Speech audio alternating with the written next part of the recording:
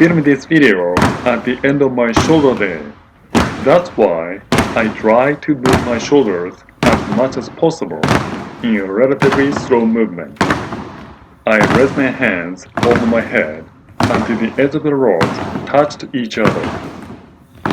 And this battle rope is a nice cardio exercise, so you can also burn fat very well.